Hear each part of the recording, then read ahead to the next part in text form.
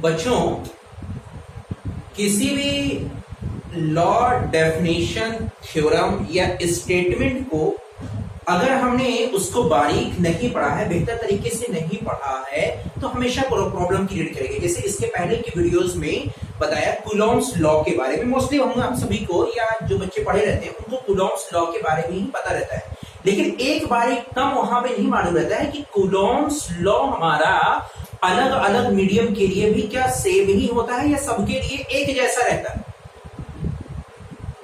ये सबके लिए एक जैसा रहता है, ये टॉपिक एक निकल के आता है। क्या कह रहे हैं कि अगर हमने कूलॉम्स लॉ के स्टडी के बारे में क्या बताया गया कि उन्होंने बताया दो चार्जेस के बीच में लगने वाला फोर्स ऑफ अट्रैक्शन या फोर्स ऑफ रिपल्शन की वैल्यू चार्जेस के मल्टीप्लिकेशन के डायरेक्टली प्रोपोर्शनल होगा और उनके बीच की दूरी के स्क्वायर के इनवर्सली प्रोपोर्शनल होगा।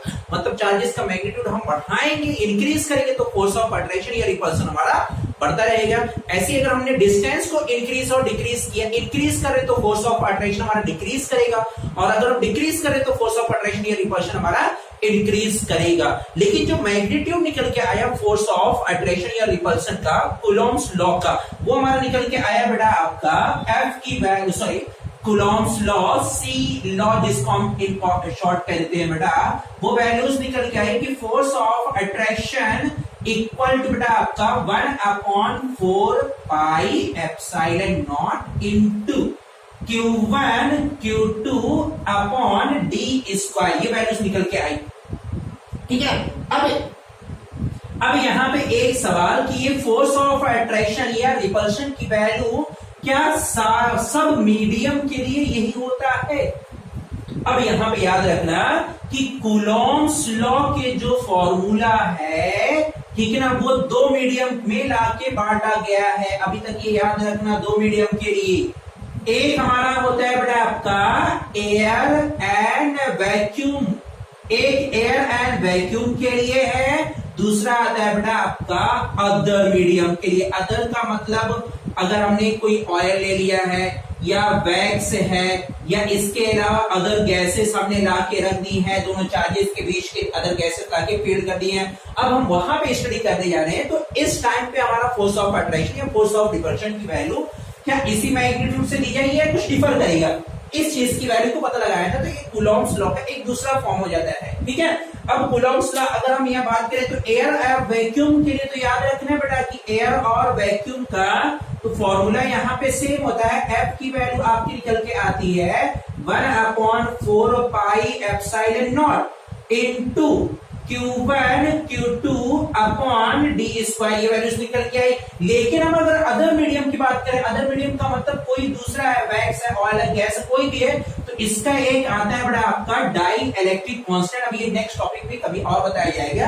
डाई इलेक्ट्रिक कांस्टेंट एक टर्म आता है, डाई इलेक्ट्रिक कांस्टेंट, और इसको बेटा हम लोग डिनोट करते हैं के से। किससे डिनोट करते हैं डायरेक्टली कांस्टेंट को? के से डिनोट करते हैं। तो अब जो फोर्स ऑफ अट्रैक्शन है या फोर्स ऑफ रिपल्शन की जो वैल्यूज निकल के आएगी, वो वैल्यूज हमारी निकल के आएगी बेटा आपकी F इक्वल टू 1 अपॉन, ध्यान देना बेटा, गलती मत करना, 1/4 पाई एप्सिलॉन इनटू 1 अपॉन के multiply by Q1 Q2 upon D square, ये वैल्यूज हमारी निकल के आई।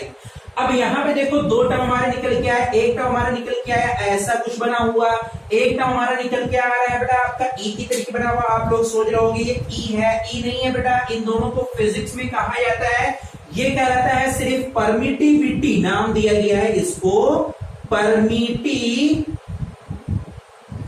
क्या नाम दिया गया इसको? परमिटिविटी। और इसको नाम दिया गया है बेटा आपका एब्सोल्यूट परमिटिविटी। क्या नाम दिया गया इसको? एब्सोल्यूट परमिटिविटी, ये इसका नाम दिया गया है। ठीक है ना, याद रखना दोनों का, परमिटिविटी और एब्सोल्यूट परमिटिविटी। ठीक है, दोनों का कंफ्यूजन दूर रहेगा, कोई दिक्कत नहीं है। अब यहाँ पे कैलकुलेट करके जो वैल्यूज बताई गई है, जो निकल के आया है आपका 1/4 पाई की वैल्यू, 1/4 पाई एप्सिलॉन नॉट की जो एग्जैक्ट वैल्यू है, ये वैल्यू कांस्टेंट होती है और इसकी वैल्यू को निकाल के बताएंगे बच्चा लोग। देखो जल्दी से ध्यान दो, इधर घबराना नहीं बेटा, बहुत आसान है। 1/4 पाई एप्सिलॉन नॉट की वैल्यू ये निकल के आए बेटा आपका 9 मल्टीप्लाई बाई 10 की पावर 9।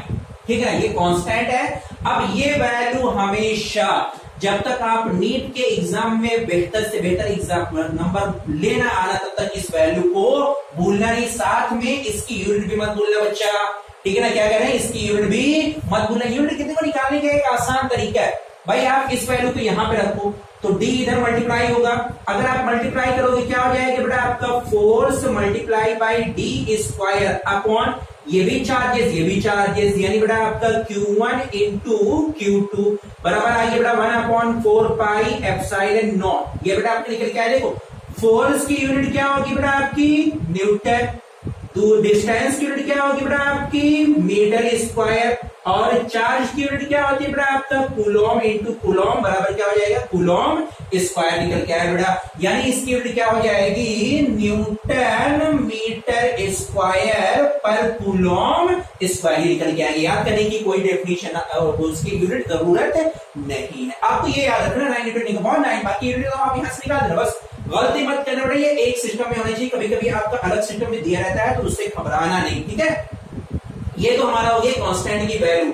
अब यहाँ पे कई सारी चीजें पूछी जाती है, अभी इसके बाद हम इसके पास भी आएंगे और पहले इसके बारे में हम स्टडी करके बता देंगे कितनी सारे क्वेश्चन यहाँ से बनते हैं।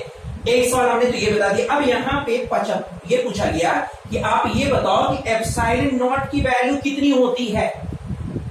क्या कह रहे हैं, एप्सिलॉन नॉट की वैल्यू कितनी होती है। ये वैल्यूज निकालने के लिए बेटा तो एप्सिलॉन नॉट की वैल्यू कैलकुलेट होके आप लोग अगर देखोगे बेटा तो जरूर बात भी बता दिया जाएगा। यह आता है बेटा आपका 8.85 और अब फिर से मल्टीप्लाई बाई 10 की पावर -12। अब फिर से वही दिक्कत आई यहाँ पे यूनिट लिखने की। अब बताओ बेटा यूनिट अगर आपको इसकी लिखनी है बहुत आसान है, घबराओ नहीं। देखो भाई हमें क्या करना है, हमें एप्सिलॉन नॉट की वैल्यू यहां से देखो बेटा इसी टर्म को हम यहां पे लेके आ रहे हैं, इसी की यूनिट निकालनी है। ठीक है ना, इसकी यूनिट निकालनी है तो आप देखो बेटा क्या हो जाएगा 1/4 pi epsilon not equal to बेटा बचेगा आपका Q1 Q2 upon F into D square. ठीक है ना, ये देखो बेटा आपका जो यहाँ पे लिखा हुआ है 4 पाई लिखा हुआ है, 4 और पाई लिखा हुआ है, ये बेटा हमारा कांस्टेंट होता है। ये क्या होता है कांस्टेंट, और कांस्टेंट की कोई यूनिट नहीं होती है बेटा, नंबर की कोई यूनिट नहीं होती है। ठीक है, यहाँ पे तो एप्सिलॉन नॉट की वैल्यू निकालनी है बेटा, हमें क्या करना है, हमें एप्सिलॉन नॉट की यूनिट निकालनी है। हमने मल्टीप्लाई किया बेटा आपका, सॉरी एक गलती यहाँ पे होगी, गलती है बेटा आपका 1/4 पाई एप्सिलॉन नॉट नहीं बल्कि सिर्फ एप्सिलॉन नॉट आएगा। कितना आएगा एप्सिलॉन नॉट और 1/4 पाई हमारा यहाँ पे आएगा। ठीक है ना, ध्यान दो थोड़ी सी मिस्टेक, ठीक है ना, कैलकुलेशन में मिस्टेक। यहां से आप देखो एप्सिलॉन नॉट को हम इधर लेके आएंगे, एफ हमारा यहाँ पे आएगा। ठीक है ना, एप्सिलॉन नॉट की वैल्यू बेटा हमारी कितनी निकल के आएगी। अब यहाँ पे एप्सिलॉन नॉट का डायमेंशनल फॉर्मूला निकालो बेटा। देखो पहले आप फॉर्मूला निकालो, ये भी कूलॉम ये भी कूलॉम, ये हो जाएगा बेटा हमारा कूलॉम का स्क्वायर। ये बेटा हमारा क्या हो जाएगा फोर्स की यूनिट न्यूटन, ये क्या हो जाएगा बेटा हमारा मीटर स्क्वायर। यानी बेटा इसकी यूनिट क्या हो गई न्यूटन, सॉरी कूलॉम स्क्वायर पर न्यूटन मीटर स्क्वायर, ये निकल के आएगा बेटा। आपको यूनिट याद करने की जरूरत नहीं रहेगी, तुरंत आप यहां से बता दोगे कि ये यूनिट हमारी निकल के आएगी। ठीक है ना, अब यहां से देखो अगर मान लिया जाए हमने इन दोनों को डिवाइड किया, ये मान लिया बेटा हमारी इक्वेशन नंबर फर्स्ट है और ये हमने मान लिया इक्वेशन नंबर सेकंड है बेटा। दो इक्वेशन हमारी निकल के आएगी, दोनों को हमने मान लिया डिवाइड कर दिया बेटा आपका इक्वेशन फर्स्ट और इक्वेशन सेकंड। ये अदर मीडियम क्या है, ये बेटा आपका वैक्यूम में दो इक्वेशन है। तो हमने क्या किया अब यहां पर कि इक्वेशन फर्स्ट को एंड इक्वेशन सेकेंड को हमने डिवाइड कर दिया। क्या कर दिया बेटा आपका आपस में हमने डिवाइड कर दिया, तो कितना हो जाएगा आपका F B upon F O. F B की वैल्यू कितना है बेटा आपका 1/4 pi epsilon not multiply by Q1 Q2 upon D square divided by क्या लिखेंगे बेटा आपका बस 1 से 1.5 मिनट और टाइम आपका भी हो जाएगा बेटा आपका। डिवाइडेड बाई क्या हो जाएगा 1/4 pi epsilon multiply by Q1 Q2 upon D square. यहां बेटा बस ध्यान देना यहाँ पे परमिटिविटी का, एब्सोल्यूट परमिटिविटी का, ठीक है ना, तो गलती हो जाएगी आपका। अब यहाँ पे जब हम डिवाइड करेंगे बेटा, इसका मतलब क्या होता है, ये बड़ी बीच में लाइन होती है बेटा, इसका मतलब होता है डिवाइड करना। तो ये ऊपर वाले नंबर को हम ऐसे लिखा रहे थे 1/4 pi epsilon not multiply by Q1 Q2 upon D square divided by बेटा आपका ये लिखेंगे 1/4 pi epsilon multiply by Q1 Q2 upon D square. जब हम मल्टीप्लाई को बेटा लाके यहाँ पे सर डिवाइड को मल्टीप्लाई में कन्वर्ट कराएंगे तो ये नंबर जो हमारा दिया रहता है क्या हो जाता है मालूम है ना, ये हमारा उलट जाता है, यानी हो जाएगा 4 pi epsilon into D square upon कितना हो जाएगा बेटा आपका Q1 Q2, और ये एज इट इज रहेगा बेटा आपका 1/4 pi epsilon not multiply by Q1 Q2 upon D square. बस बेटा देखो ये डी स्क्वायर से डी स्क्वायर कट गया, 4 पाई से 4 पाई कट गया, ठीक है ना, और क्या कटेगा बेटा आपका Q1 Q2 से Q1 Q2 कट गया। क्या बचा बेटा यहाँ पे हमारा बचा FV upon FO, FV upon FO। बेटा यहाँ पे देखो इधर लिख दे रहे हैं हमें एक ब्रैकेट में सारी चीजें बेटा याद रखना, ठीक है ना। इसके बाद इधर आ रहे हैं हम, देखो क्या बचा बेटा यहाँ पे FV अपॉन FO। यहाँ पे कितना बचा है, सिर्फ 1/एप्सिलॉन नॉट। देखो सिर्फ सब पढ़िए बेटा 1/एप्सिलॉन नॉट। यहाँ पे बचा 1/एप्सिलॉन नॉट, और यहाँ पे क्या बचा बेटा आपका, देखो यहाँ पे सिर्फ एप्सिलॉन मल्टीप्लाई बाई एप्सिलॉन, यानी FV की value multiply by epsilon not is equal to FO multiply by epsilon, इसके बराबर होता है। एक डेरिवेशन हमारा ये भी निकल के आया, ठीक है। तो उम्मीद है बेटा ये वीडियोस आपको पसंद आई होगी। लाइक करना, शेयर करना और कमेंट करके जरूर बताना। फिर मिलूंगा अगली वीडियो में, तब तक के लिए बेस्ट ऑफ लक, तैयारी करते रहना बेटा।